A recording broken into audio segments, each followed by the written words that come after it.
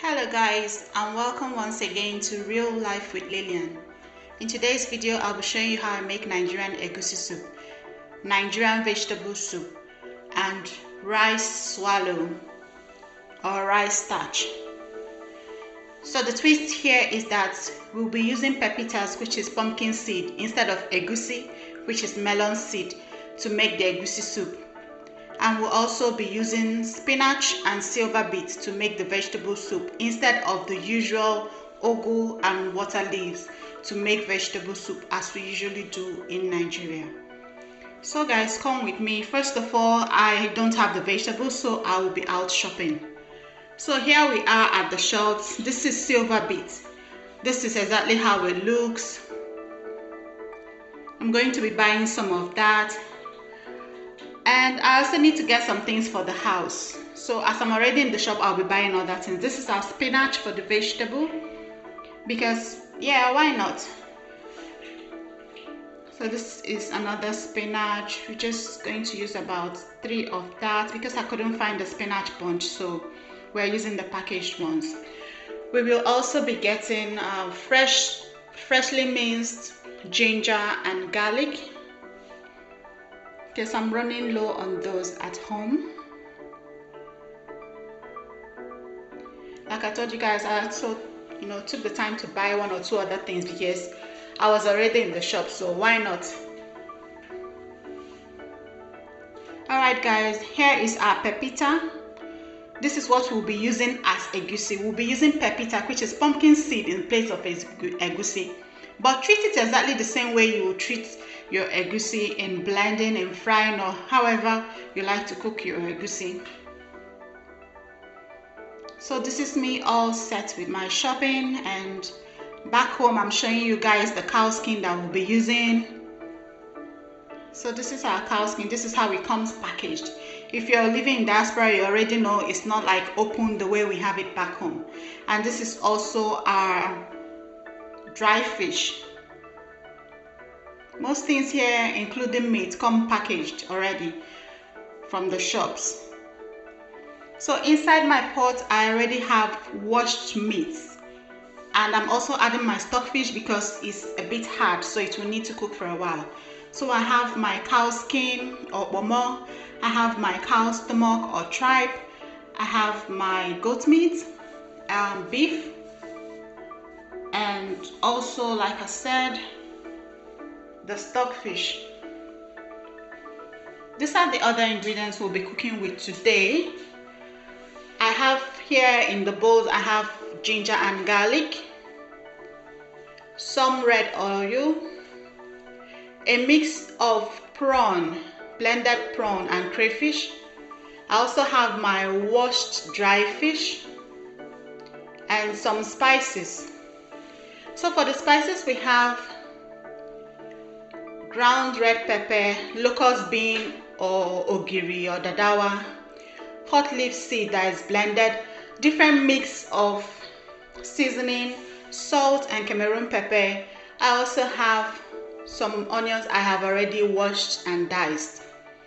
So in the pot I have some onions already.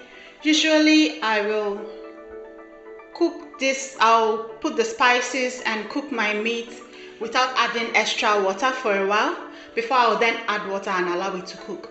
But in this video, we're just going to add our onions, add the spices, and add water, then cover it to cook.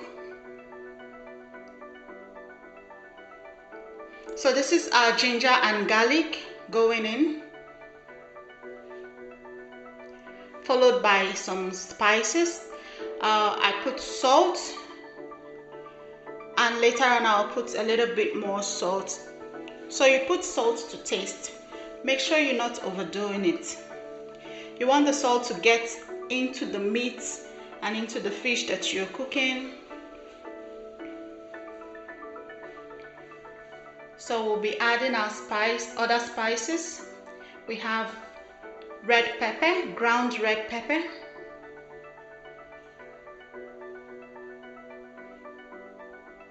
I'm adding in some water here.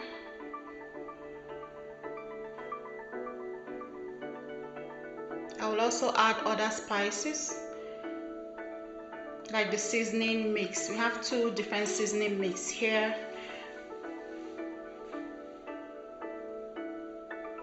I'll be adding a bit more salt, more pepper. I love pepper. More red pepper and the Cameroon pepper. And after adding the seasoning that go at this stage, I'll be stirring this mix. Make sure that the seasoning and the meat is all well mixed up with the meat.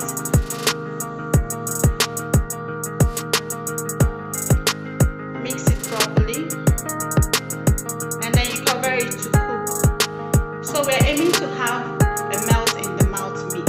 Yeah, we're aiming to have meat that just melts in your mouth without much chewing. So while our meat is cooking, I'm going to prepare our vegetables. We already have that vegetable washed and packaged, but we're still going to wash it and then we'll dice it. This is our silver beet. So this silver beet, we only need the leaves. So I use my knife to just get the leaves as much as I can.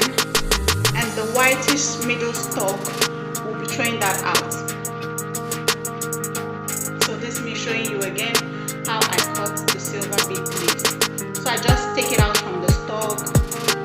Afterwards, I wash my vegetables a couple of times and then I cut it. So this is the silver beet, already washed and cut. Yeah, and that is our spinach. Both are going into the vegetable soup. And in the blender for the egusi soup, we'll be blending our pepita with some water. You can also blend it dry. Just treat it the same way you would treat your egusi. It has the same nutritional value and content like the egusi, and when you cook with it, it also tastes like there's no difference in taste between this and egusi. So in our pot for the egusi soup, I put in a bit of palm oil. Palm oil is also known as red oil. To this, I will add some onions and make sure the onions is well coated in the oil. So I'll be stirring this properly. So we're not frying this until it smokes. We're just going to fry it a bit, just a little bit, before we then add our blended pepita, which as I already told you, we're using in place of egusi.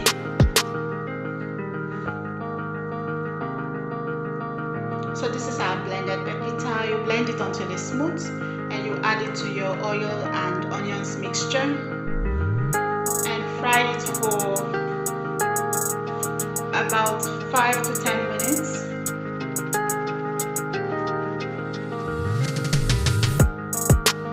And when our meat is done, I'll be separating the meat from the stock, and I'll be sharing both the meat and the stock between our 2 soups. So this is our meat. At this point, I'm adding the locust bean, which is dadawa, and uziza seed or hot leaf seed. Stir that in properly.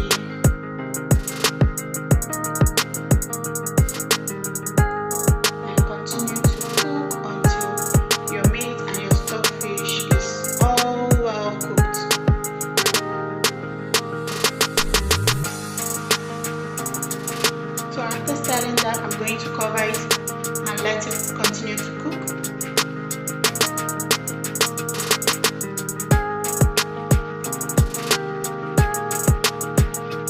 So I'm showing you guys here, we have in the pot fried pepita. This is how I also fry my egusi if I was using egusi. And also another benefit of this, the pepita is just 1/3 of the cost of egusi. So if you're in the diaspora, you cannot find egusi, you can substitute it for pepita. And yeah, I use pepita, which is available in the shops. So our meat is all done. I'm adding our dry fish doesn't really take time. And this is our mix of prawn and crayfish. I'm putting that into, stir it properly, and then I'll let it cook for a while before I separate the meat from the stock and then divide both for the two soups we'll be making today. So usually I make 3 soups at the same time, but I feel that will be kind of too much. I'm just making 2 now. And a backstory to me cooking more than 1 soup at a time. When I first got married, I used to make 1 big pot of soup and we'll eat it and get tired. But then I started cooking 3 different soups, just a little bit. About each soup will be about 2 liters, just very small soup. But at least if we have 3 different soups, we're not going to cook soup for a few weeks, and then we have 3 choices to choose from should we want to eat swallow, instead of having 1 very big pot of soup that you're going to eat and get tired. And after cooking these soups, I will use smaller containers to portion them each and just put it in the freezer. So we'll bring it out and we heat it up, make our swallow, and yeah. So I have added the meat into my egusi soup. Also added most of the stock because the vegetable soup does not need much stock, since the vegetables will also bring out more water when I cook it. I don't want a watery vegetable soup. So that's me stirring the egusi soup, which is all done now. I'm back to our vegetable soup. I put in the silver beet first because it's harder. It's more tough than the spinach. And after I've put all of it and stirred it in, I will almost immediately then put my spinach. And also, when you are done cooking this vegetable soup, do not cover the pot, or your vegetables, especially the ones at the top, will look brownish, because we're looking forward to having a green and fresh vegetable soup, not one that's looking, where the vegetable is looking dark or brown. So here's my egusi soup too. And now it's time to make the rice swallow. So this rice swallow is just made from rice. I prefer to use basmati rice because it's light and it's fluffy.